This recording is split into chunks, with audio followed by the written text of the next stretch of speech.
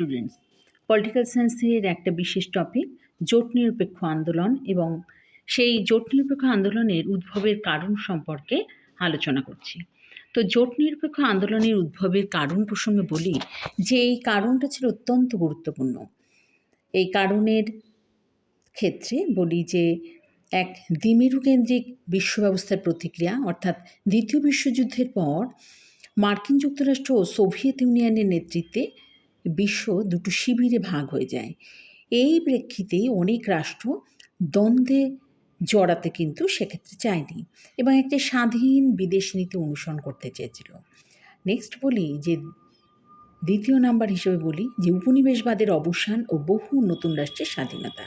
দ্বিতীয় বিশ্বযুদ্ধের পর অর্থাৎ 1939 সালের পর আফ্রিকা ও এশিয়ার অনেক দেশ ঔপনিবেশিক শাসন থেকে মুক্ত হয়। এই নতুন স্বাধীন যে রাষ্ট্র, সেই স্বাধীন রাষ্ট্রগুলো নিজস্ব বিদেশ নীতি গ্রহণের ক্ষেত্রে কোনো রকম কোনো পরাশক্তির অধীন হতে চায়নি। নেক্সট থার্ড হিসেবে বলি যে অর্থনৈতিক উন্নয়ন এবং দারিদ্র্য দূরীকরণ। যে সদ্য স্বাধীন প্রাপ্ত যে সমস্ত দেশ, তাদের মূল লক্ষ্য ছিল অর্থনৈতিক উন্নয়ন ও দারিদ্র্য দূরীকরণ।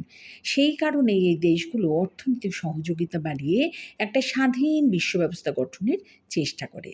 ফোর্থ বলি যে পরাশক্তিদের বিরুদ্ধে প্রতিরোধ, অর্থাৎ উন্নয়নশীল দেশগুলোর মূল উদ্দেশ্য ছিল নিজেদের রাজনৈতিক অর্থনৈতিক কৌশলগত স্বার্থ রক্ষা।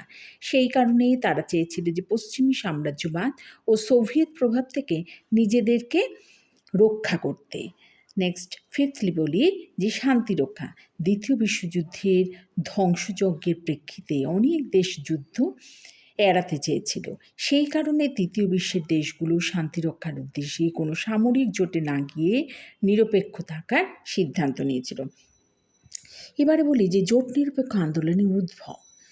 তো দ্বিতীয় বিশ্বযুদ্ধের পর এশিয়া, আফ্রিকা ও লাতিন আমেরিকার সদ্য যে সমস্ত স্বাধীনতাপ্রাপ্ত দেশ, সেগুলি মার্কিন যুক্তরাষ্ট্র কিংবা সোভিয়েত ইউনিয়নের কোনো জোটেই অংশগ্রহণ না করে উভয় পক্ষের সঙ্গেই কিন্তু একটা বন্ধুত্বপূর্ণ সম্পর্ক বজায় রেখে নিরপেক্ষ ও স্বাধীনভাবে চলার জন্য জোট নিরপেক্ষ নীতির অনুসরণ করেছিল। কালক্রমে সেটা আন্দোলনের রূপ পরিগ্রহ করে এবং এর ক্ষেত্রে বলা যায় যে ঠান্ডা যুদ্ধের পটভূমিতে জোট নিরপেক্ষ আন্দোলন গড়ে উঠলেও ঠান্ডা যুদ্ধের পটভূমি কিন্তু জোট নিরপেক্ষ আন্দোলনের একমাত্র উৎস নয়। তাই মূলত তৃতীয় বিশ্বের সাম্রাজ্যবাদ বিরোধী আন্দোলন এবং রাজনৈতিক মুক্তি পর্বের মধ্যেই জোট নিরপেক্ষ আন্দোলনের উৎস এবং প্রেরণা খুঁজে পাওয়া যায়। জোট নিরপেক্ষ আন্দোলনের জনক হলেন জওহরলাল নেহরু।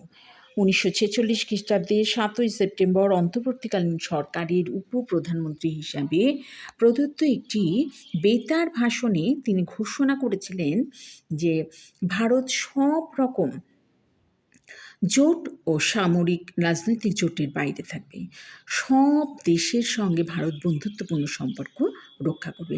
তাই 1947 সালের ডিসেম্বর মাসে গণপরিষদেও তিনি একই কথা কিন্তু পেশ করেন। 1947 খ্রিস্টাব্দের মার্চ মাসে দিল্লিতে একটা অনুষ্ঠিত হয়েছিল এশিয়া সম্পর্কিত সংক্রান্ত একটা সম্মেলন।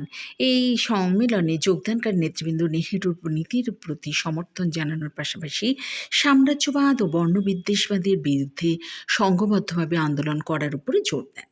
এরপর 1949 খ্রিস্টাব্দের জানুয়ারিতে দিল্লিতে ইন্দোনেশিয়ার স্বাধীনতা সংক্রান্ত বিষয় আলোচনার জন্য একটা সম্মেলন হয়।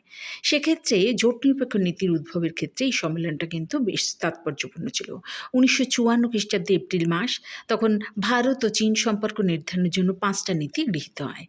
এই জোট নিরপেক্ষতা আন্দোলন গড়ে তোলার ক্ষেত্রে এটা কিন্তু একটা উল্লেখযোগ্য পদক্ষেপ। এই 5টা নীতি কিন্তু পঞ্চশীল নামে পরিচিত ছিল। তবে এই যে নীতিগুলো, এই 5টা নীতি হলো, এক হচ্ছে ভৌগোলিক অখণ্ডতা ও সার্বভৌমত্বের প্রতি পারস্পরিক শ্রদ্ধা প্রদর্শন, আর 2 ছিল অনাক্রমণ, 3 ছিল অন্য রাষ্ট্রের অভ্যন্তরীণ বিষয়ে হস্তক্ষেপ না করা, 4 ছিল সমতা ও পারস্পরিক সুবিধা, আর 5 ছিল শান্তিপূর্ণ সহাবস্থান। 1954 সালের ডিসেম্বর মাসে ভারত, ইন্দোনেশিয়া, ব্রহ্মদেশ, বর্তমানে যেটাকে মায়ানমার বলা হয়, সেটি, শ্রীলঙ্কা ও পাকিস্তানের প্রতিনিধিরা শ্রীলঙ্কার রাজধানী কলম্বোয় অনুষ্ঠিত একটা সম্মেলনে মিলিত হন। এই সম্মেলনটি পঞ্চশক্তি সম্মেলন নামে পরিচিত। এই সম্মেলনের মূল লক্ষ্য ছিল সাধারণ সমস্যাগুলো সমাধান করা এবং শান্তি ও স্থিতিশীলতা বৃদ্ধি করা।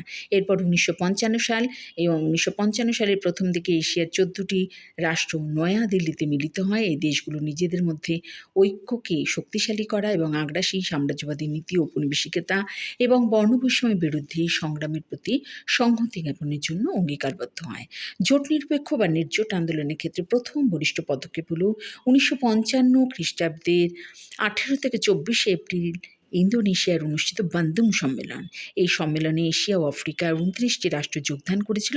এর মধ্যে 8টি রাষ্ট্র ছিল জোট নিরপেক্ষ এবং 6টা ছিল রাষ্ট্র পাকিস্তান, তুরস্ক, ইরান, ইরাক, ফিলিপাইন্স এবং থাইল্যান্ড। এরা ছিল মার্কিন জোটের সদস্য।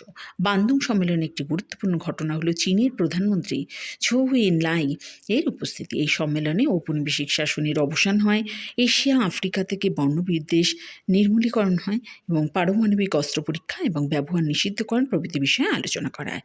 1960 সালে সেপ্টেম্বর মাসে জোট নিরপেক্ষ দেশগুলি জোট নিরপেক্ষ আন্দোলনকে এগিয়ে নিয়ে যাওয়ার লক্ষ্যে সম্মিলিত জাতিপুঞ্জের সাধারণ সভায় পঞ্চদশ অধিবেশনে উপস্থিত হয়। তো আজকে আলোচনা করলাম জোট নিরপেক্ষ আন্দোলনের উদ্ভবের কারণ এবং সেটা কিভাবে উদ্ভব হয়েছিল। তাই এটা পলিটিক্যাল সায়েন্সের একটা বিশেষ টপিক।